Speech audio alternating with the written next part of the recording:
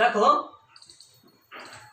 Coordinate geometry মানে স্থানাঙ্ক জ্যামিতি তোমাদেরকে আমি ডিস্টেন্স ফর্মুলা দূরত্ব নির্ণয় শিখিয়েছিলাম।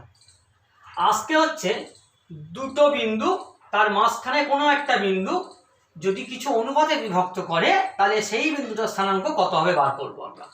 কীভাবে দেখো, প্রথমে ছবিটা এঁকেছি।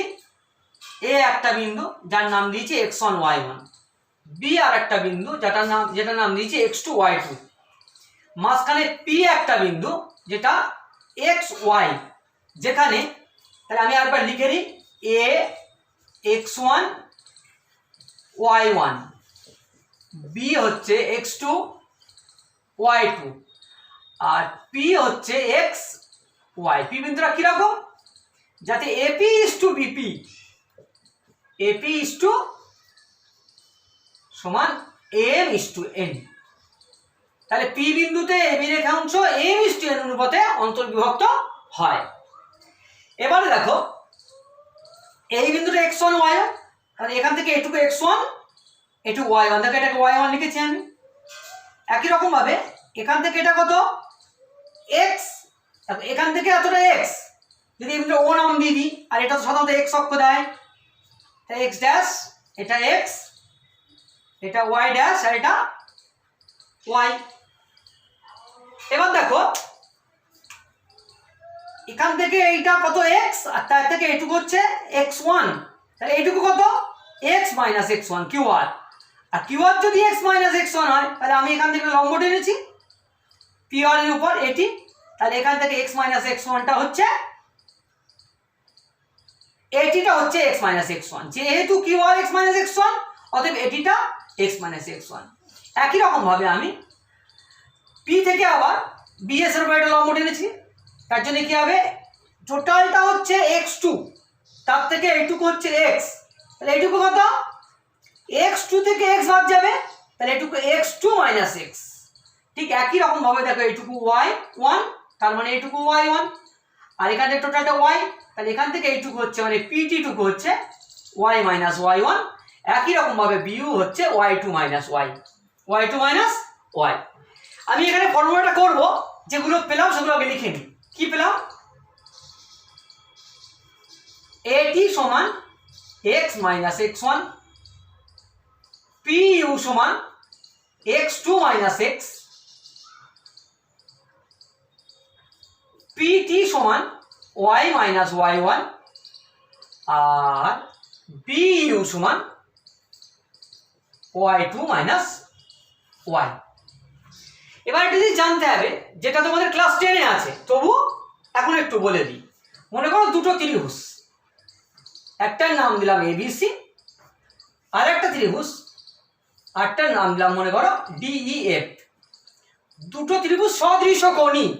সদৃশকোণীর অর্থ তিনটে কোণ পরস্পর সমান। মনে করো এই কোণের সঙ্গে এই কোণ সমান, এই কোণটার সঙ্গে এই কোণটা সমান, আর এই কোণটার সঙ্গে, তখন দুটো ত্রিভুজকে বলা হবে সদৃশকোণী। সদৃশকোণী। আর সদৃশকোণী ত্রিভুজের কি হয়, অনুরূপ বাহুগুলি সমানুপাতি, মানে এবি বাই ডি সমান এসি বাই ডিএফ সমান বিসি বাই ইএফ। এটা ক্লাস 10-এ আছে। আমি আপাতত তোমাদের এটা বলে দিলাম, এটা কাজে লাগবে বলে। এখানে এটা কাজে লাগিয়ে অঙ্কটা করতে হবে। এবার খেয়াল করে দেখো ত্রিভুজ এ টিপি, ত্রিভুজ এ টিপি, আর একটা হচ্ছে পিইউবি, পিইউবি। দুটো ত্রিভুজের মধ্যে খেয়াল করে দেখো এই টি কোণ আর ইউ কোণ দুটো 90 ডিগ্রি। আর দেখো এটার সঙ্গে এই কোণটা সমান, তার কারণ যেহেতু এটার সঙ্গে সমান্তরাল, এই দুটোর অনুরূপ কোণ। তাহলে দুটো কোণ সমান হলে 3 নম্বর কোণটা অবশ্যই সমান। তাহলে এই দুটো ত্রিভুজ সদৃশকোণ, এই দুটো ত্রিভুজ, তাহলে এইটা আর এইটা সদৃশকোণী, সদৃশকোণী। আর সদৃশকোণী ত্রিভুজের কি হয়, অনুরূপ বাহুগুলি সমানুপাতি। তাহলে আমি যদি বলি অতএব এপি বাই, দেখো এই ত্রিভুজের এপি আর এই ত্রিভুজের ক্ষেত্রে বিপি হবে অনুরূপ বাহু, সমান এই ত্রিভুজের ক্ষেত্রে এটি যদি বলি তাহলে এই ত্রিভুজের ক্ষেত্রে হবে পিইউ। এই ত্রিভুজের ক্ষেত্রে যদি আমি পিটি বলি তাহলে এই ত্রিভুজের ক্ষেত্রে হবে বিইউ। এবার খেয়াল করে দেখো দেওয়া আছে এপি ইজ টু বিপি কত, M is to N, M is to, তাহলে এটা এম বাই এন হবে, এম বাই এন। এটি কত x minus x one, PU কত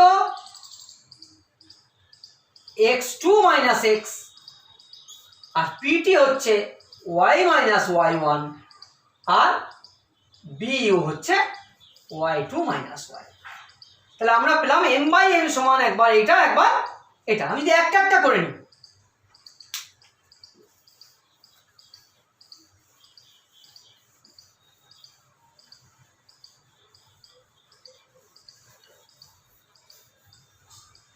প্রথমে নিচ্ছি অতএব এম বাই এন সমান x minus x one by x two minus x.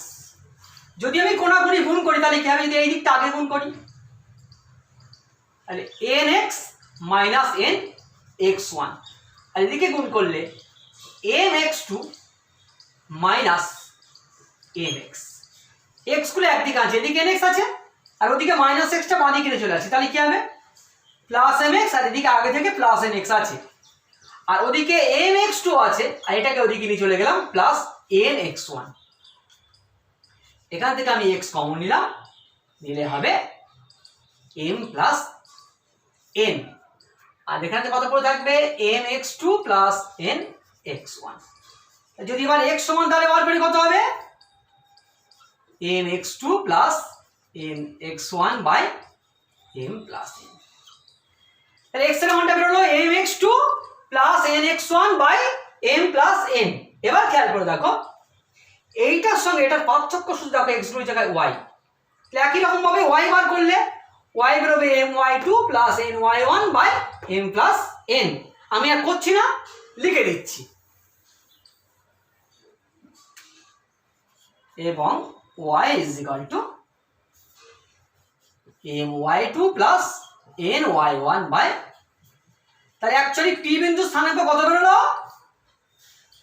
M x two plus N x one by M plus N, আর y এর মানটা বেরোবে M y two plus N y one by M plus N. এবার দেখো এটা সূত্র হলো, বাস্তব প্রয়োগ কিরকম, বাস্তব প্রয়োগ হচ্ছে মনে করো একটা বিন্দু বললো 2 3, একটা বিন্দু বললো 2 3, আর একটা বিন্দু মনে করো বললো -1 4, এটা এ এটা বি। এবার মনে করো মাঝখানে কোনো একটা বিন্দু পি, পি বিন্দুতে কি পি বিন্দুতে এ বি রেখাংশ 2:1 অনুপাতে বিভক্ত হয়,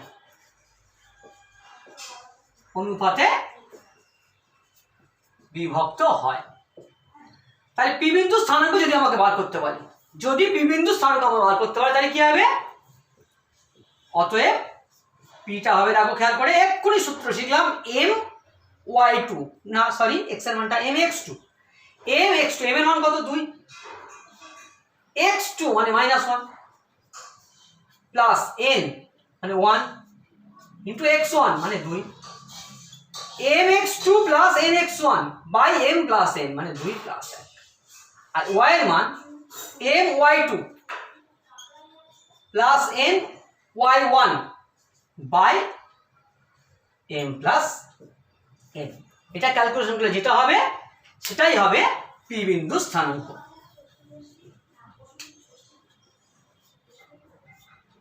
কত এটা উপরে 2 আর এখানে 0 হয়ে যাবে, তাহলে 0/3, আর ওটা হবে 4 2 8 আর 3 11/3, আর এক লাইন লিখে দিতে পারো 0 আর 11/3। তাহলে দুটো বিন্দু দেওয়া আছে, তার মাঝখানে কোনো একটা বিন্দুতে কত অনুপাতে বিভক্ত করে দেওয়া আছে, তাহলে সেই বিন্দুটা বের করে ফেলা যাবে। এটা হলো অন্তর্বিভক্তের সূত্র। অন্তর্বিভক্তের সূত্র এটা থেকে আরো কিছু পাওয়া যেতে পারে। কিরকম?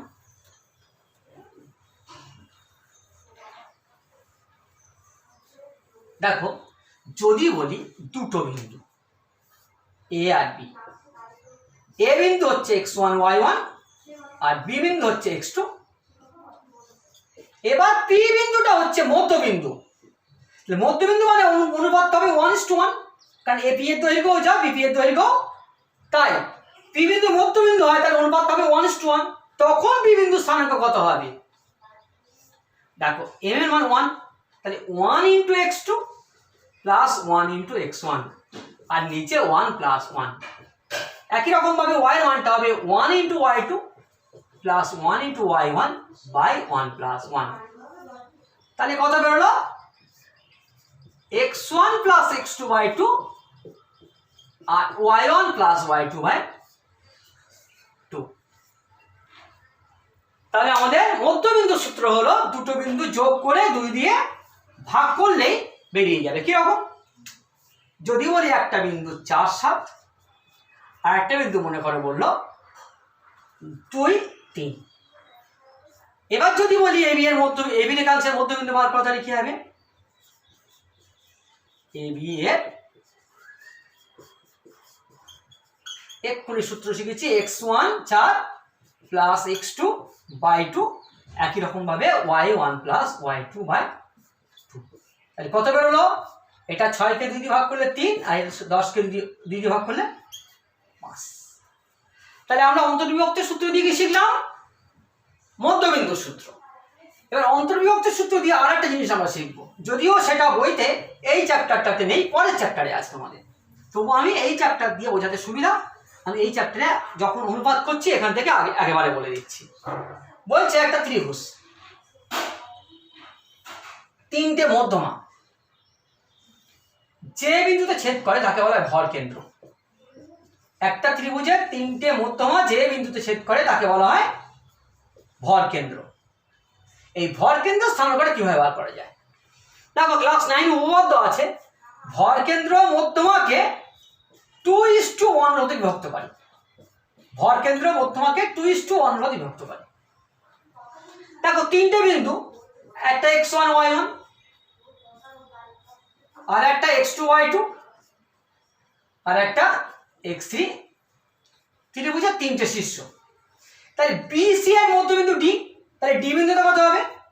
ডি বিন্দু হবে মধ্যবিন্দু সূত্র এক্ষুনি শিখেছি, x2 প্লাস x3 বাই 2 আর y2 প্লাস y3 বাই 2। এবার এক্ষুনি বললাম এই জি ইস টু জিডি কত? 2:1। তাহলে জি বিন্দু স্থানাঙ্ক কত হবে? জি বিন্দু স্থানাঙ্ক হবে m মানে 2।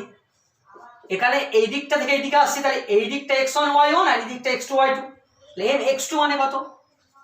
x2 plus x3 by 2 plus n মানে 1 into x1 by m plus n। একই রকম ভাবে y এর মানটা আসছে, দেখো 2 into y2 plus y3 by 2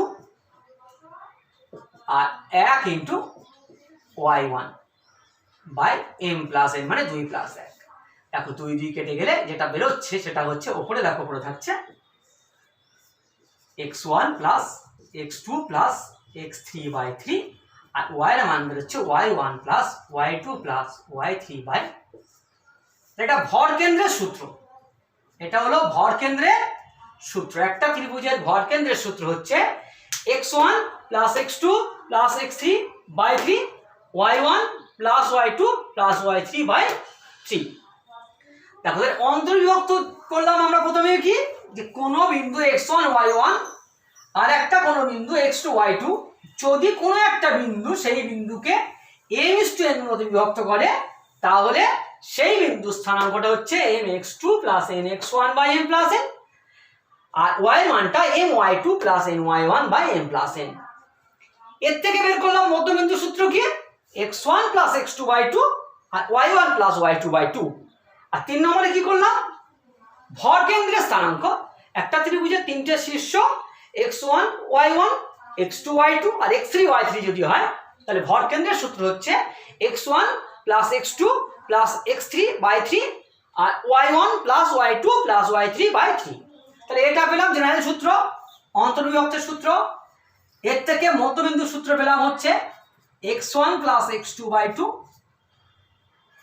আর y1 প্লাস y2/2 আর ভরকেন্দ্রের সূত্র পেলাম x1 plus x2 plus x3/3 আর y1 plus y2 plus y3/3। এবার লাস্ট এই চ্যাপ্টার আর একটা জিনিস শিখবো। দেখো চ্যাপ্টারটার নাম প্রথমে বলেছিলাম কি অন্তর্বিভক্ত এবং বহির্বিভক্ত, সরল রেখাংশে অন্তর্বিভক্ত এবং বহির্বিভক্ত। এতক্ষণ যা করলাম সব অন্তর্বিভক্ত, বহির্বিভক্ত করিনি। আমি বহির্বিভক্ত ডিটেলসে করবো না, এরকম ব্যাপারটা বলি। দেখো প্রথমে করেছিলাম দুটো বিন্দু, একটা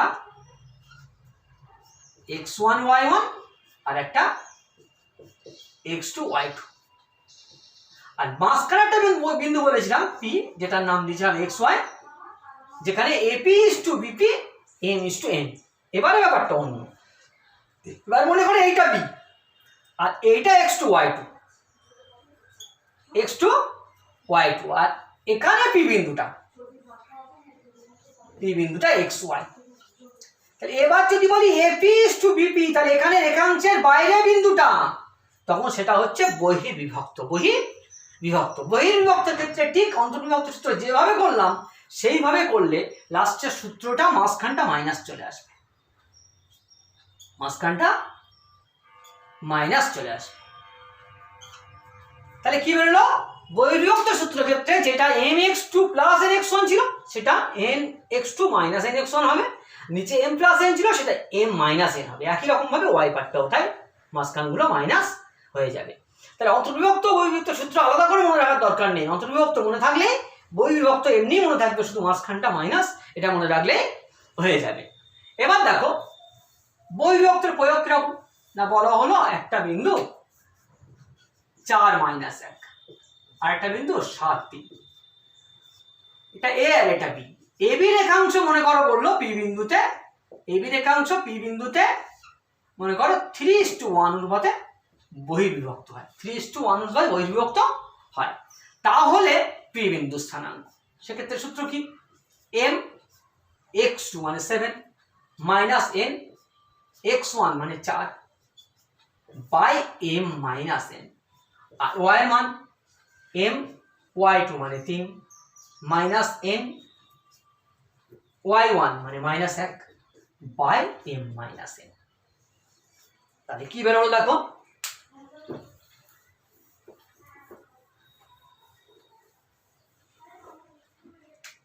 বেরোলো এটা 21 বিয়োগ 4 মানে 17, আর এটা কত বেরোলো 9 আর দুটো মাইনাস প্লাস, একে 10/2, তার মানে বেরোলো 17/2 মাস। তাহলে আমরা শিখলাম অন্তর্বিভক্তের সূত্র, বহির্বিভক্তের সূত্র, আর অন্তর্বিভক্ত সূত্র থেকে আমরা পেলাম মধ্যবিন্দুর সূত্র আর ত্রিভুজের ভরকেন্দ্রের সূত্র। যদিও ত্রিভুজের ভরকেন্দ্রের সূত্রটা সাধারণত জ্যামিতির এই চ্যাপ্টারে না, এর পরের চ্যাপ্টারে ত্রিভুজের ক্ষেত্রফল আছে, সেই চ্যাপ্টারের সঙ্গে সূত্রটা দেওয়া আছে, সেটা আমি আজকে তোমাদেরকে করিয়ে দিলাম। ঠিক আছে।